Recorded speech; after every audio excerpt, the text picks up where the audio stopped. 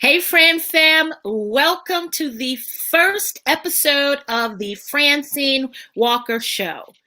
You guys probably remember Life and Style with Francine, but it's a new month and it's a new show. And I'm excited for my first guest for my first show, Jess Ponce III. He is the media coach and author of A.W.E.S.O.M.E, A.W.E.S.O.M.E, RESPECT. No, actually, no, just awesome. 7 keys to unlocking the speaker within. Please join me in welcoming Jess to the show. Hello, Jess. Hello, Francine. So great to be here. How's your day going? My day is going very well. It is actually snowing. As Prince would say, sometimes it snows in April. That is a very unknown, but it's kind of well-known song, but it's, you know what? I won't complain. It's spring. It's just a little bit of snow. Other than that, I'm great. How are you? I'm good. I'm in sunny Southern California, and it's a beautiful day here, and I get to talk to someone awesome. So I think that's a pretty good day. Yeah, I think so too, especially with me in it. So tell me a little bit about yourself, Jess, and how you came into this particular market or industry. I won't say market, industry, because you tend to assist people in various markets. So how did you come into this industry where you are probably way more needed than ever, Well, considering people are creating content, whether it's a business owner, from the business owner to authors. Talk a little bit about that. well, happy to. So my background is actually in television production, non-scripted, non-reality. Back in the day when we had a lot of entertainment news magazine shows, talk shows, and sort of service-based programs. And as a producer, my job was to create content, to be somebody who sat there and worked with both the on-air talent, the hosts, as well as the subject matter experts who came on the show. And I really, sort of had a knack for this and really loved working with people and telling their stories. And that eventually led me to actually being a person behind the scenes in a different way. And that was to actually prepare celebrities and experts and on air talent hosts on how to better present themselves. And I became a media coach. Now, a media coach is somebody who helps other individuals prepare content for various media. So, on one hand, I work with celebrities to do their interviews when they're in press. I work with speakers to help prepare them when they have a speaking engagement. I help professionals prepare a pitch when they're trying to solicit investors. So, my job basically started in television, and I still do work in television. But what I do is help people craft stories and deliver messages when they need it the most. Wow. So you are able to obviously consider the personality of the person and bring out more of the zhush or the, kind of zhush, you talk, let's talk about like the A factor. I've always heard of the it factor, Mhm. but are we now looking at bringing out the A factor or more of their awesome? So, really well put, because my number one goal is to never put words into people's mouths, but Sure. rather to pull out of them their essence, our juge, right? And to Yeah. have them shine at their personal best. So, for example, I wouldn't put you in like a three-piece suit or anything that wasn't fabulous and colorful, because that's not who you Yeah. are. And so Yeah. I also wouldn't necessarily constrain you to certain phrases or words. What I do is use this method called the A factor And that is individualized to each person. Now, in the A factor, there are three A's. There is your audience, there is your agenda, and there is your call to action. And it's really important to start with the audience because who are the people that you're speaking to? I believe Seth Godin referred to this as your tribe.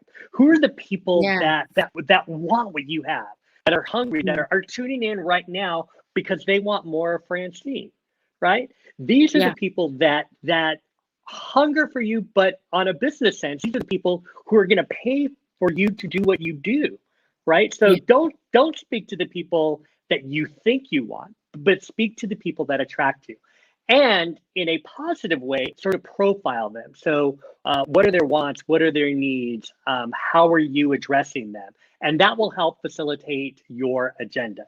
Now, Sure. your agenda is it's nothing that's fabricated, but it's more about your sort of irresistible offer, that thing that makes you special that you can give the other person.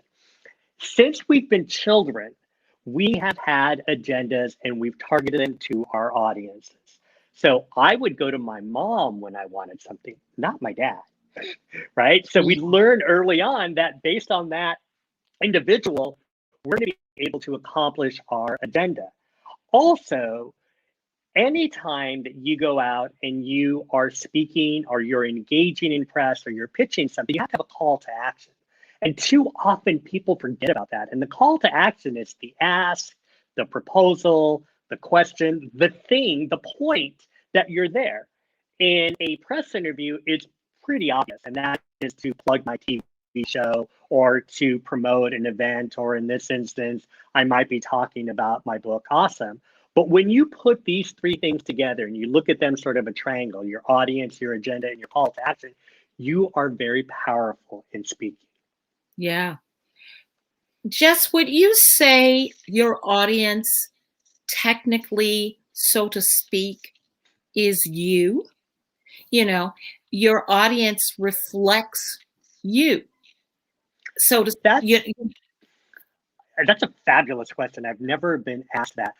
But I do think that one of the key elements is empathy and credibility and likability. And if I, as an audience who's purchasing Jess or Francine, and I don't see myself in you, then I'm not going to relate to you. Likewise, Mhm. when you speak to people, you're speaking to them ideally on a like heartfelt level, right? We're Yes. connecting because we have a kindred spirit or we have a similar philosophy or we approach things. And I want more of you because I witness you in a way that sort of validates me. I know that's getting on a deeper level, but I do think the audience has to see themselves in you, and you've got to Sure. see yourself in your audience. Otherwise, it's not authentic. Yes. And authenticity is the soup du jour of the day, the soup of the day. It's Mhm. if there is, what is it, story, sale, you know, basically what's your story, Mhm. um, and finding that tribe. Because I know back in the day when I first came into social media 10 years ago, about, it's like everyone's like, you have 5,000 friends, and it's like, but 5,000 people are not my tribe. There's, and the way the algorithms are set up, you're not going to interact with 5,000 people, but there are core people that I know based on my own engagement with my friends or with my other social media pages, that I know are going to come, that are going to have my back, basically. Mhm. And whatever Francine, what Fran got going on, I want, Mhm. and it might be that 10, and that other 10 can tell another 10. Mhm. I mean, Mhm. Jesus had 12, right? So he appealed to 12, and those 12 went out. So definitely the authenticity. Would you consider that? Would that be another A? Well, I always like to say that the A factor is the art of authentic self Yeah. promotion. So it Yeah. is part of it because I think that when it comes to authenticity, and authenticity is such a buzzword, and I really want to break it down because Please. it's when somebody hears you and that BS factor goes way down. They know that you're the real deal. And part of that requires you to be self revealing. So you've got to share Mm, something, and it could be an opinion. And sometimes it's not always the safest opinion. But if it's real and it comes from a place, ideally, that you're trying to better or improve others or the world, people like that. At the same time, if you're trying to get attention just by being negative or being critical, people also get that. And you're like, oh, well, so and so, is just trying to get attention.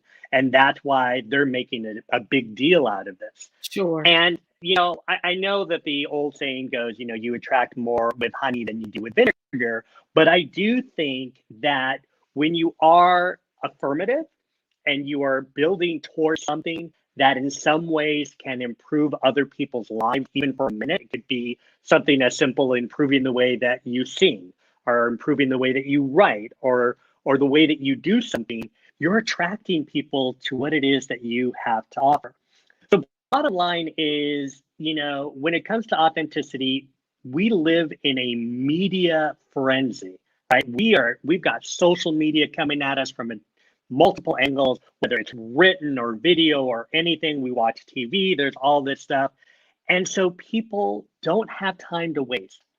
And if they see that their BS factor goes high when you start speaking, you better worry because you're not reaching them. And there must Yeah. be some reason why you're thinking like, oh, I need to say this or I need to get attention. But at the end of the day, if you speak your truth and you are who you are, you will attract the people that are part of your tribe. Sure. Yeah. And if you are not shining their light or, you know, elevating or not, maybe not elevating is the word, your voice, using your voice, how will your tribe find you? Mm-hmm. You Mm-hmm. know? Let's talk. Congratulations Thank on you. your new book. Is it, do you spell it out or is it just awesome? Seven keys to unlocking your speaker within. Is it awesome or is it A.W.E.S.O.M.E? Seven keys. well, it's clever, I hope, because Yes. exactly for that reason. So, awesome is the name of the book, but it is also an acronym. And the Yes. acronym stands for those seven keys. And the idea is that all of us have a speaker within us that we can tap into. And we have innate skills that we've been building our entire lives. And so it's not always about formula or, having this bravado or gravitas that's going to make an impact. It's being your sort of authentic self, since we're talking about authenticity. And so Yeah. I break down these seven keys. So awesome stands for aligned, wired, empathetic, simple, open, magical, and engaging. And each one of these things are skills that we have within us that if we cultivate, we become really effective as speakers. And again, when I say public speaking, I'm not just talking about speaking on stage, but it can be like what we're doing right now on social media, like an interview. It can be Sure. something that you're doing for a business pitch. But these seven skills, if you sharpen them and even lean into one or two of them because they happen to be your strongest suits, you're going to create the impact that you want. Wow. Yeah. It sounds very hopeful for a lot of us who think that, oh, I'm not a speaker, but you have a story, right? Mm-hmm. And so I remember years ago, I took a Dale Carnegie course, and it Mm-hmm. talked about, I'm sure you're familiar with Dale Carnegie, right? Yes. Where you really, the more enthused you were about your story, the easier it was to tell your story. Um, and communicate whatever it is you are looking to. Natasha says, I'm definitely going to order the book. Thank you, Jess and Fran. Um, and matter of fact, I'll put the information up on the screen for you guys so you'll know where to get the book, Jess's book. But it sounds like it's that everyone can be a speaker. And that's probably the Absolutely. magic of your technique, where you bring out that magic in them and that potential to do to communicate whatever it is they need to communicate. Sometimes it's a business pitch, sometimes it's an interview, sometimes it's, whatever the case is. Who are some of your typical clients? Well, some of my clients vary. So I get the opportunity to work with different sorts of celebrities and great executives. One of my clients happens to be Disney and Lucasfilms. Actually, those are two, but Disney and Lucasfilms. I also work with. Wait a minute, but we have to applaud you there. Those are some pretty big clients, Jess. So that speaks a little bit to your ability. I mean, it sounds like the force is with you. On some days, yes. And in addition to those, I have some corporate clients that include LinkedIn and BNP Bank. I also have the exciting privilege, before we had the pandemic, to travel to Asia. So I do some workshops in Taiwan, Hong Kong, and mainland China. Some of those people might be waking up right now, so hello if you're tuning in. And then I also have individual clients that I work with who are influencers, who are creators, who are, doing their best in social media. So those people are what I call subject matter experts. So people who are sort of key opinion leaders in their fields. And you had mentioned something a moment ago that I really want to underscore, and that is this magic. So when I look at magic that people have, one thing that I think is really important to point out, and I mentioned this in this book, is that words create magic. So, Francine, when you reached out and said, hey, do you want to be on the show? And I said yes, suddenly our words, even though they were written, created a reality that didn't exist before. So even the simple act of confirming something with words suddenly puts into play this thing that didn't exist before those words were spoken. Likewise, when you enlighten people with some sort of insight, boom, that reality is created for them. A real simple example, like you go out at night and you look at the stars and you say, oh my God, this is amazing. There are these great stars. You go out the next night with an astronomer and suddenly these stars create constellations. And you see, Taurus and all these other things that were there, but suddenly your eyes are enlightened. It's almost magical. You go out a third night, let's say, with an astrologer, and then suddenly it's not just stars. Those stars that created these constellations all have meaning. And so by being enlightened, by being educated, by being informed through words, our world becomes magical. Yeah. It reminds me of it's super metaphysical. It reminds me of one of my favorite authors, Florence Scovel Shinn. Your word is your wand. As it relates to a lot of times, even something that I do, I might say, wow, I'm overwhelmed. And then I check myself and say, wait a minute, I'm not overwhelmed.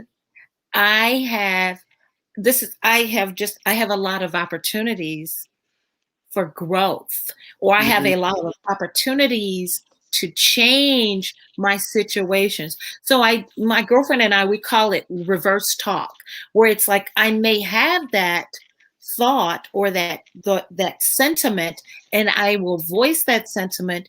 But if I catch myself before I voice it, I can change it. It's like, let's reframe this. It's like, oh my God, this is a lot.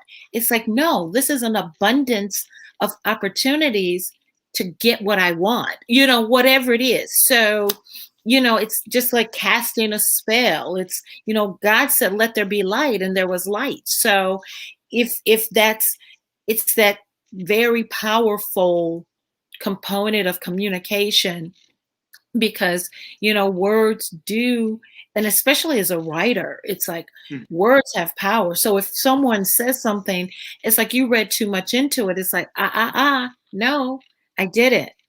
The words had power, and if you understood that, you would use your words more strategically and purposefully. And it's not to say that we're always going to be on point, but the more we practice that, the more we become cognizant of words that tear ourselves down Mhm. internally on our, just because if you practice on yourself, obviously, right, it's a lot easier to not use unkind words towards someone else.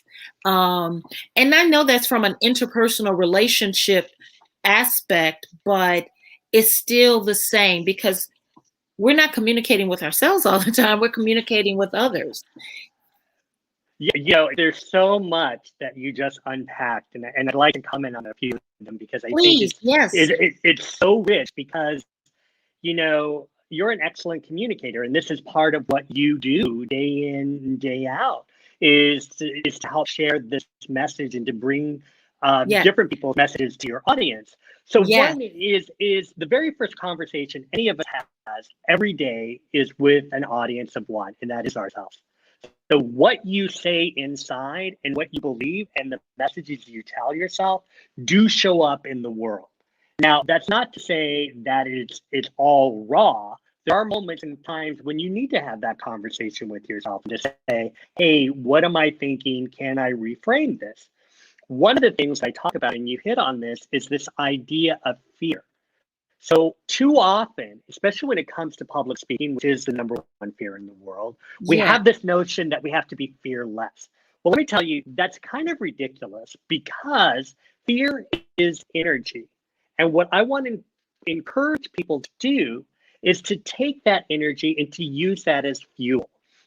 If you care about something, then you're going to have some emotion around it. If you didn't have any emotion Mm. around it, then that means you probably don't care about it. So that means that you're going to be nervous, you're going to be anxious. That's a great indicator for you. If you can be fearful or full of that fear, that energy will turn into excitement. Because what we know from neuroscience briefly is that fear and excitement show up in the body in very similar ways. The way Mhm. that our heart races, the way that our gestures go. And if you were to say to yourself, yes, I'm scared, and also there is an opportunity, or this is an exciting opportunity if I make the most of it. And that starts with the switch inside, that internal dialogue that you just mentioned, because I think that is so key, not only in public speaking, but in anything that we do. Because when we speak, when we express ourselves, we use more than just words. Words are the things that land, but it has to do with intent, body Yeah. language, energy, all of these things.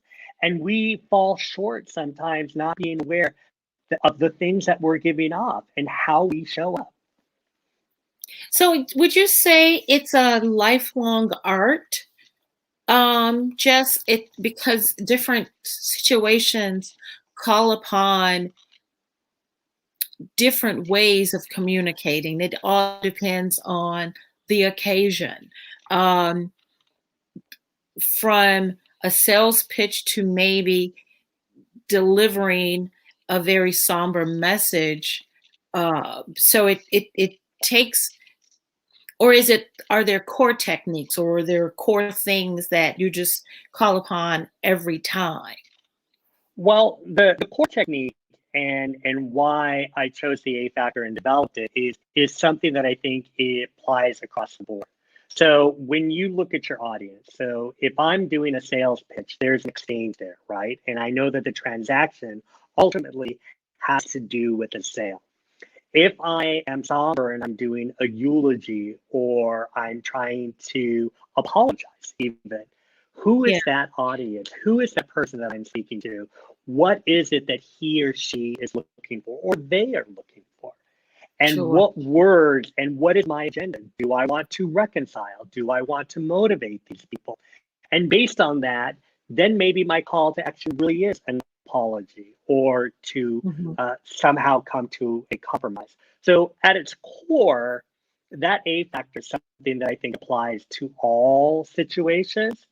In Sure. regards to, is it a lifelong experience? Is it lifelong learning? Yes. I mean, communication by all intents seems simple. You're just saying words and you're expressing things, but it's not easy. And we know that day in, day out, right, Francine? Like, something happens, someone says something to us, we might misstep, and then suddenly we're like, Sure. oh, goodness, something happened. But it's so amazing, and it's just awesome. I don't think you can't even, um you just can't do without it. It's like it's just the way you say things and how you say it. You mentioned eulogy. I have, my God, unfortunately, written obituaries, and at the request of families, had to read the obituaries. Um, Maybe it's not so much the eulogy, but that's still a major component because it's like the final words dedicated to a deceased loved one. So part of my technique is to focus, to make that eye contact as I'm reading to the family, um, and do it in such a loving way that they're being comforted. Mhm. So it's just so many opportunities. It's just like art, really. It's like taking those tools and to whatever situation, and painting the situation in a favorable way, so that people walk away feeling more or less important and valued, um, in most cases.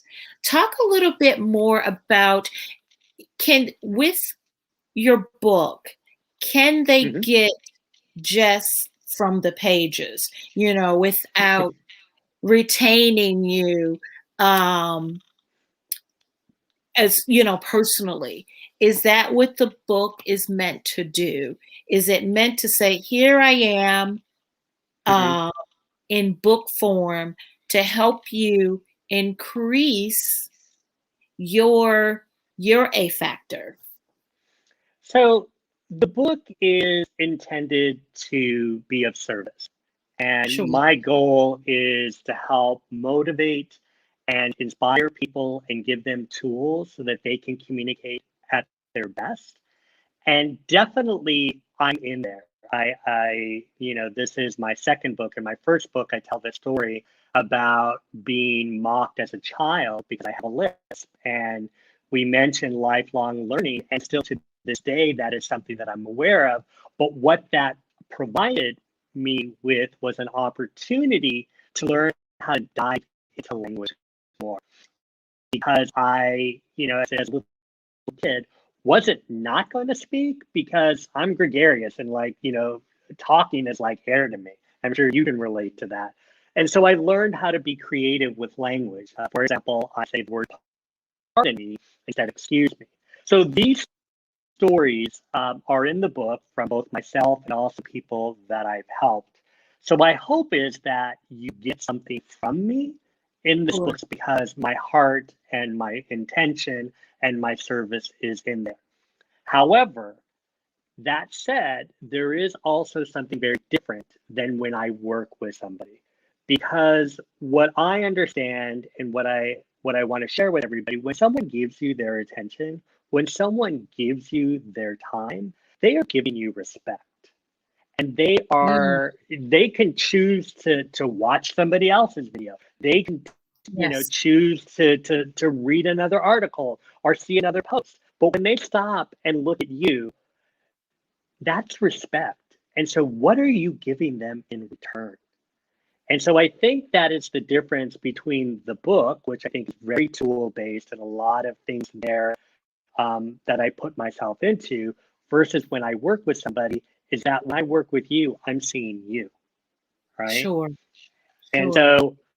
um, so yes, I'm in the book, but also there's more to be had that I love working with people one on one or in groups. Sure, of course. And how long have you been in the business, Jess? Oh, because I'm only Like 25. kindergarten co-op? Kindergarten co-op? Yeah, exactly. Very long time. Very long I time.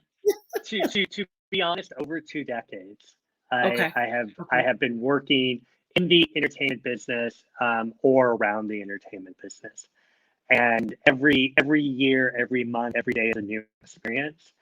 And like yourself, I love what I do.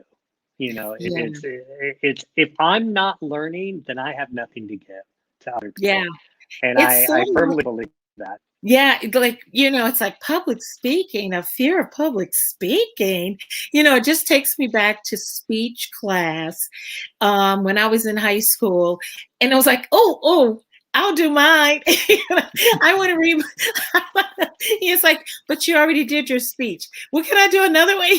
So but understanding that, as I spoke about earlier, I mentioned hope and how it's a coined phrase. Everyone is trying to be heard in a noisy world, with all the content that is coming at us on a constant basis. Um, Even during the pandemic, where a lot of people we're now home. And so it was like create content because people are home and it's just, all this everybody wanted to create something, which is great. Do you think everyone has a place in this noisy world, has a place with their voice in this world of many voices? In short, yes, I do think that there is a place for everyone to have a voice. The journey that we all go through in life is discovering that voice and finding its value to those who we can create impact with. Which kind of goes back to one of the things that we spoke about early on, and that is that it's authentic. That really is you speaking to something or speaking about or to people that will make a difference, that will Mhm. somehow spark even a thought. And when I say make a difference, I mean there's this, really lofty, great, oh my God, I want to save the world. But there's Sure. also the very simple, pragmatic, I want to teach you about earphones. I sell pens that'll help you write. I can do amazing things with napkins. Those things are helpful to other people and we Sure. have something to share, but too often we don't value our voice. And that's because we don't Ah, value our contribution. And so I think if you're screaming and you're out there and you're being heard just to be heard, reevaluate it and think about what am I contributing? wow.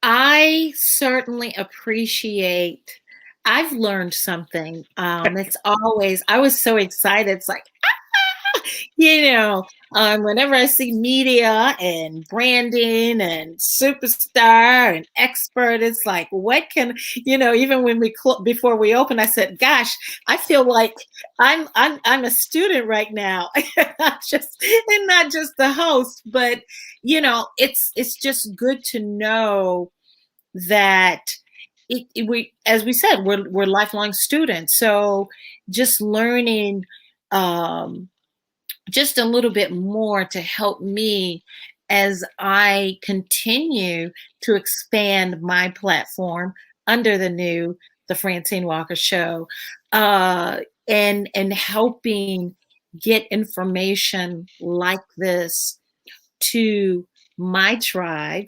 Mwah, mwah, mwah. You know, and it's because this is very rich and it's very needful, because so often we do need to, at the end of the day, find our value and find our voice. And it sounds like you have become somewhat of an expert, you know, as far as allowing that process and that magic to take place. Now, the book is available. You said another book. I don't think I mentioned that book. Wanted to make sure we focused on the most recent. But both Absolutely. books, both, Both books are available on Amazon. The first okay. book is called Everyday Celebrity, Yeah. and it's a branding guide from a Hollywood media coach. And the second book is called Awesome, The 7 Keys to Unlocking the Speaker Within. And interestingly enough, they're both in Chinese as well. So Nice. Oh, wow. So that is pretty cool. So they're both available on Amazon. And what is the difference between the two? Real quickly, because I don't want to hold you too much longer. Um, um, is it kind of like a companion? Would you? well, they complement each other for sure. So the first book is really about personal branding and this idea that all of us have a spotlight that is shown on us at any given time. So you Sure. don't have to be a celebrity on a Hollywood lot or a Hollywood blockbuster or on a Broadway stage, but every now and then you are called to communicate, to be out there, to be seen because somebody looks up to you like a celebrity. And so it's Hmm. this idea of that. The second book focuses more on public speaking specifically. So, Got how it. we speak about ourselves, how we speak about our knowledge, and the 7 skills that we have within us innately that allow us to be our best when we speak. And one last thing, and this has been a great, great conversation. Um, would you say once you find or unlock your voice, your value, your confidence is unlocked as well? Yes, because the way I define confidence is that you know your subject matter, even if it's Mhm. yourself, and you understand its value to your audience. So those two components, quite often we think of, you know, gravitas as confidence or being Yeah, able to, do one of these as confidence. Those often are the manifestation of, but if you're going to the mechanisms, if you're going to the outward stuff, you're missing the whole point because it's an inward journey that shows up externally. So you sure. have to know your content and you have to understand its value to your audience. And then you're going to show up with your own confidence. That's going to look completely different than somebody else's. Wow. That is amazing. Anything you want to add before we close the show, Jess?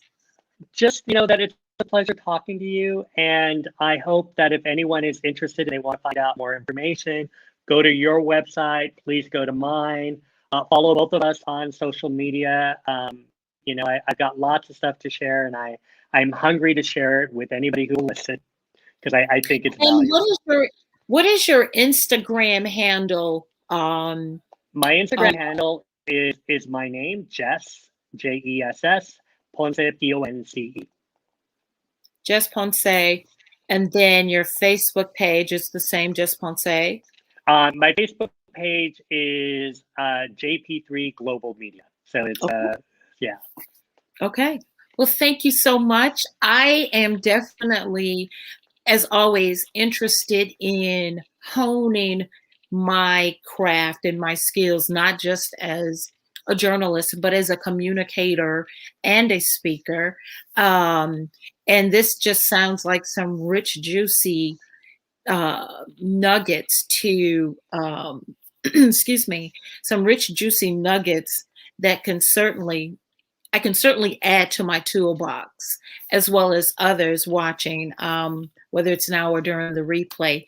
Thank you so much. This has been a great start of a new show. And I look forward to seeing more from you. If you have any, the audience, if you have any questions, you can certainly contact him via his social media handles. And if you have any questions to me, I can certainly connect you as well. So thank you once again for joining us today. And thank you, Jess. And we'll see you soon. Thank you. Mwah. Appreciate it. Thank you. Bye-bye.